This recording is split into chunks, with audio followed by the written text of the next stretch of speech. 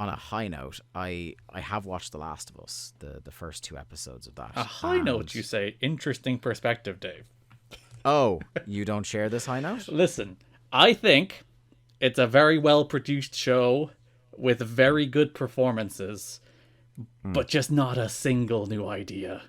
And well, this is the thing I was going to come into it with. Like, I think if you're a super huge fan of Last of Us, I think you're going to really like, because they don't, in the first 2 episodes, they very, very much stick to the game, beat by beat. And if you don't know anything about The Last of Us, all the characters in the world and this kind of like cordyceps twist on the traditional zombie genre may be very interesting and novel to you. If you sit anywhere between those 2 extremes, you're probably not wild about it. Yeah, because I haven't played the games, so I'm coming from that perspective. I played like 2 hours of the first one, and I just think, and I know what the problem is, because like The Last of Us, the game wore its influences very much on its sleeve. It wasn't being subtle about what it was being influenced by in pop culture at the time. So you have this weird, like, Walking Dead to Last of Us back to Walking Dead situation we're going through here, where you're, like, readapting a thing that was clearly inspired by other things happening at the time back into the medium of the thing that it was inspired by. It's the video game. The video game equivalent to me is like the back and forth chicken and egg between Tomb Raider and Uncharted. You know, Tomb Raider inspired the Uncharted series to start, and then when Tomb Raider rebooted, it was very much taking from Uncharted. Yeah, so I sit there, I'm like, all right, zombie world, factions, military stuff, sad dad, distant people who have problems in their past, but will come together over time. She's the child that's immune. Oh, it's like, it's just all that stuff. It's not new. And as I said, the great performances. I particularly really enjoy Anna Torv. I think she's fantastic in that show. Oh, well, as the 2 Fringe correspondents on this show, we big up Anna Torv. And that other Netflix show, the Prestige Criminal Minds, what was that called? Mindhunter? Yes. She was also great in that. Great actor. Doesn't get enough stuff. I'm glad to see her. Yeah.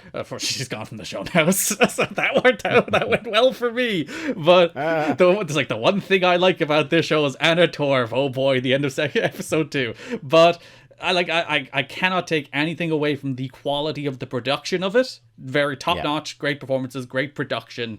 It's just, it all feels way too samey for me. I'm just kind of bored. Yeah, is it perhaps that, like, if they even waited a couple more years post Walking Dead? Like, Walking Dead, like, I know, unless I'm very much mistaken, neither of us have watched that show in years properly. I tried to do a thing where I caught up on the seasons I dropped off on when we were still in lockdown. And even I fell off that project about a season or 2 short of where they were in the show. But that's only just finished. Like, do you think we needed to collectively take more time off of zombies before they did it? Yeah, I think, and like the problem with Walking Dead is that it just started circling back on itself. It's like they go to a place, they think it's the safe place, it's not the safe place, they escape, one of them dies. And they do that over and over again, season after season, because they just ran out of interesting things to do in that world. And then you go to this, which has a lot of the same beats. It's obviously, as I said, it's doing a different thing with the sad dad stuff. People will probably get very mad at me being that dismissive about sad dad stuff. I'm sorry, Barry. Barry, stop listening. Barry, don't listen to this segment of the show. I'm sorry. But keep listening, Barry. Keep sharpening that knife. Remember this next December. So, like, it's not just doing zombie apocalypse stuff, but there's it's like everything around the world and everything surrounding it. I've seen it too many times. Yeah, I guess because I'm closer to the Barry side of things, I'm just like, wow, seeing this stuff realized is really cool. I love Pedro Pascal and everything, even though to put my hat in the ring on the debate from last week, I am totally team Oscar Isaac. I don't know if you heard that debate last week with McGee. It's like, who is the ultimate daddy of the two of them between Pedro Pascal and Oscar Isaac? It's got to be Oscar Isaac for me. I'm sorry, all day long. I think I'd also be team Oscar Isaac. Sorry, Pedro. Yeah. And I love Pedro Pascal, don't get me wrong. And I think he's great in this. And I think Bella Ramsey is really, like, incredible in the first couple of episodes. One thing I like, but I'm also like, it's strange because I have mixed feelings about it.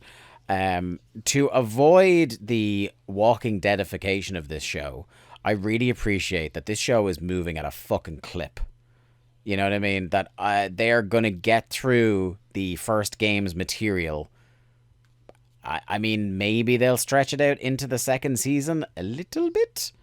Or, you know, but it just seems that the speed at which they're moving, like they're already past the museum, and knowing where that game goes, like they're not, it doesn't seem like they're planning to go much longer than the season with the whole arc of the first game. Which is great because you won't get that. Like if this was Walking Dead, like as you said, they would spend 5 episodes in the museum. Yeah, like the point I struggled with most was the back half of episode 1 in the quarantine zone stuff. I'm like, oh no, do something interesting. Yeah, and we're gonna have like the changing of locations and the changing of seasons, and if the pace continues, I think it will keep the show fresh. Especially, like, you're also going to have the rotating in and out of characters we know from the game. They're also going to, there is apparently an entire episode that's going to be like self-contained, the entire story of the Left Behind DLC, which I appreciate that they're doing that. The concern comes with if you avoid the Walking Deadification by like upping the pace and making sure that things don't hang around too long before whoop on to the next thing. It's like, do you get to the point that Game of Thrones did where they outpace what story already exists and then they're just fucking freeballing it? And like, because as soon as, even with like, so George R.R. Martin was obviously an exec producer on Game of Thrones, much as Druckmann is on Last of Us. And as soon as they ran out of pre-existing material, that show just flew off a cliff to the point where the point has been made is like, it was the biggest show of the decade on television. It was the biggest show in the world for so long. And it caved in to such an extent that until House of the Dragon started, no one fucking talked about that show anymore. And even still, like the cultural imprint that House of the Dragon has been minimal in comparison to what it was like during peak Game of Thrones. So I would, as much as I like the pace of it, I'm kind of like, oh, I know how television works, and it's not like when they get through the Last of Us Part 2 material, they're gonna be like, you know what, you take a couple of years off and wait till that third game comes out. So HBO have been like, let's just do one season of Watchmen. Yeah, so which was great. So it's not like completely anti-HBO to be like, this story is done now, we're moving on. But I get the sense that this has been a much bigger hit than Watchmen was. Yeah. Which might be a bigger commercial problem. And in the Warner Brothers Discovery world, where there's penny pinching, and I think they're a great deal more cynical than probably the old Warner Brothers regime was. They'll probably be like, more seasons, please. Yeah. And they seem to be like actively looking for bad choices to make since that merger. God bless them. There was that story today where I can't remember where the quote came from, but basically they've left behind Uncharted, and they might do a Last of Us sequel if the story is there. And I'm like, what are you working on then? What are you doing over there at Naughty Dog? Sly Cooper. Listen, I would be on board. Yeah, I know you would. Unless it's like Prestige Sly Cooper, then I'd be off board. Yeah. That third game is coming. I don't care what they say. And Uncharted is one of those things where PlayStation ain't leaving that on the shelf. Yeah, Naughty Dog might not make another Uncharted, but somebody is. The phrasing that Naughty Dog are done with Uncharted very much gave me pause. But yeah, I suppose that what you've said there kind of it hits on the last bit of news, is that like literally a couple of hours before we recorded this, HBO confirmed that it's renewed for season 2. So we will be getting more of it, which again, not guaranteed in this day and age. Critical darlings are getting slashed left, right, and center. Movies that are already completed are being put in boxes and set on fire. So it was not guaranteed that this thing would do well. But it's also cool, even though like it's not exactly the hardest video game to adapt, and it's definitely not the one that breaks the curse, as people were saying.